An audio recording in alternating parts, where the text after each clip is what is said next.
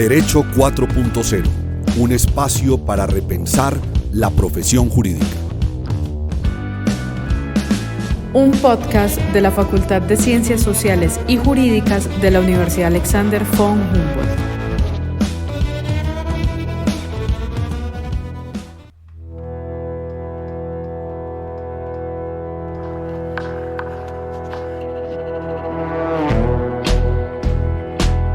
Sobre el campesino, la vida rural y sus desamparos. Según las vivencias de cada uno, puede evocar resiedumbre, bucolismo o dignidad, pero siempre sugiere pobreza, o al menos así se sugiere. El campesinado, ese concepto que algunos libros escolares de historia en España abordan como una figura del medioevo, sigue plenamente vigente.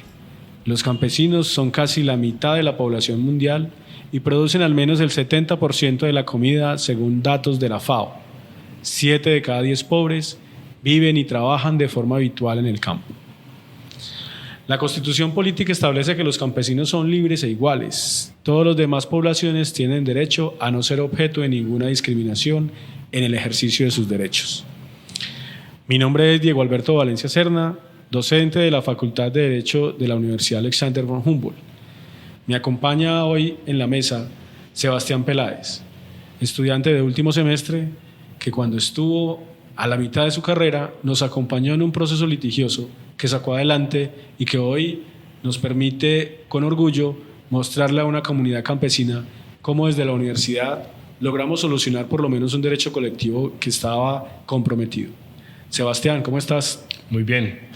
Un saludo muy especial a todas las personas que escuchan este podcast y muchas gracias por aperturar este espacio.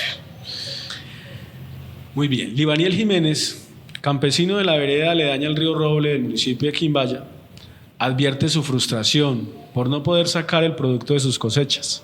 Vender la finca, no tengo de otra.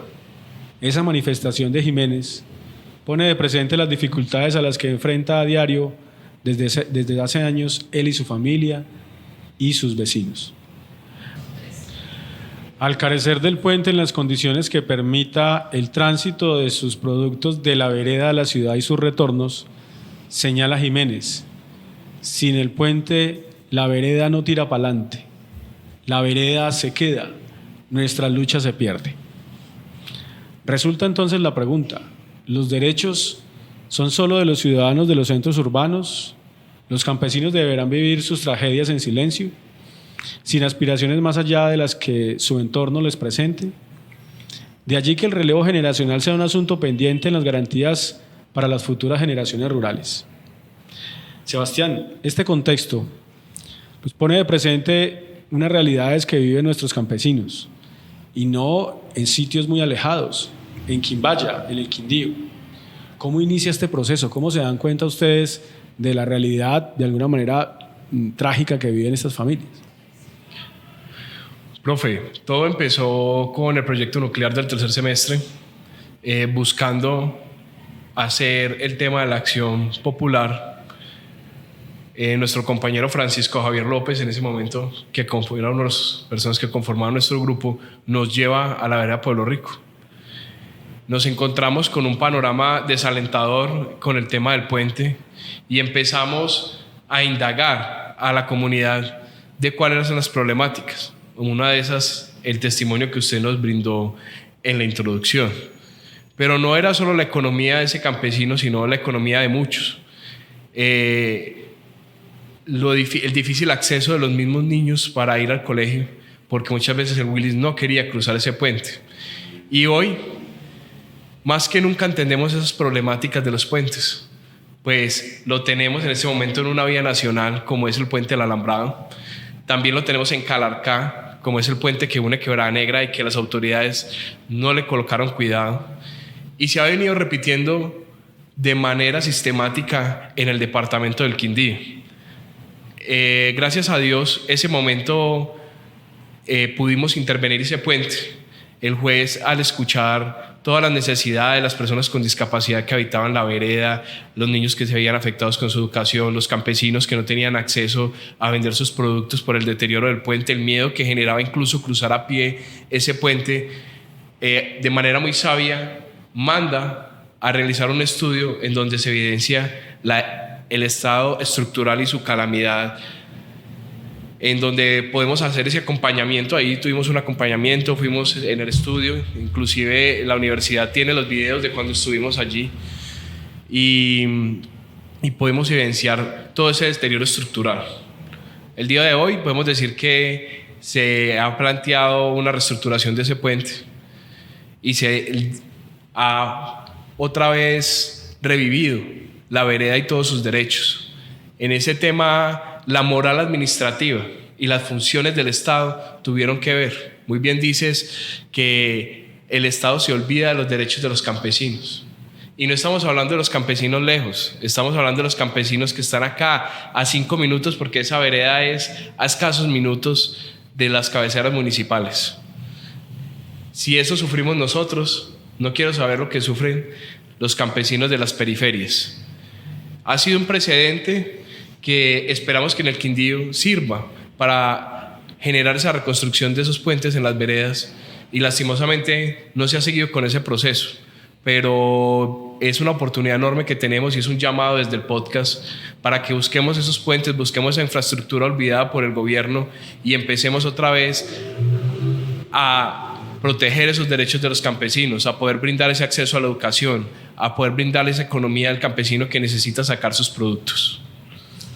Muy bien, Sebastián, es satisfactorio escucharte, sobre todo por el resultado del proceso que fue favorable a esta comunidad de campesinos. Yo quiero preguntarte en esta oportunidad por esas enseñanzas que te deja la estrategia de litigio estratégico. ¿Qué aportas ya de graduarte como abogado? ¿Puedes recoger de toda esa estrategia y todo lo que pudiste vivir, todas esas experiencias procesales que tuviste la oportunidad de compartir con tus compañeros y obviamente con los actores propios de este tipo de procesos? Quedan experiencias muy bonitas que terminan derivando en que hoy estoy postulado a la política. Entendí que la política es un medio social y no un medio de corrupción como se maneja, y entendí que la acción popular es una herramienta muy fuerte que tenemos olvidados todos. No todo es la voluntad del político o la voluntad de la alcaldía, de la gobernación para hacer las cosas en su excusa de que no hay presupuesto o no hay manera de hacerlo. El litigio de alto impacto, en este caso las acciones populares, son una vía que permiten obligar esa voluntad política en el actuar, y que los abogados que estamos en la política y los mismos abogados nos hemos olvidado que tenemos esa gran herramienta debido a que no es lucrativa para quien la realiza, pero sí cumple su función social y una labor que tiene que ser más destacada en Colombia. Muy bien, Sebastián. Entonces, podemos concluir que son experiencias significativas de educación que lograron inclusive trascender en ti hasta llegar a proponerte como uno de los candidatos que aspiran en las próximas contiendas. Finalmente, ¿cuál ha sido el sentir de la comunidad hacia ustedes, que fueron los que al final intercedieron por sus derechos? Es una comunidad que posteriormente está muy agradecida. Sobre todo la gente de las fincas volvieron a poder pasar sus camiones, llevar esos productos al campo.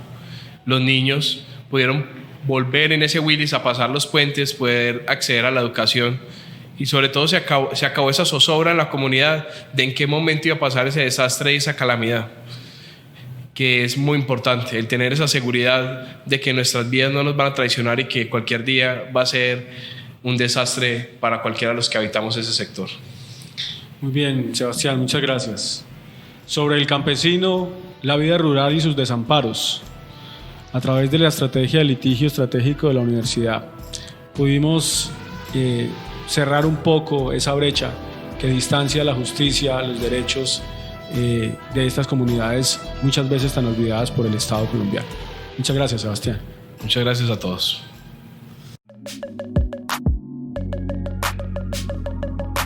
Esto fue Derecho 4.0, un espacio para repensar la profesión jurídica.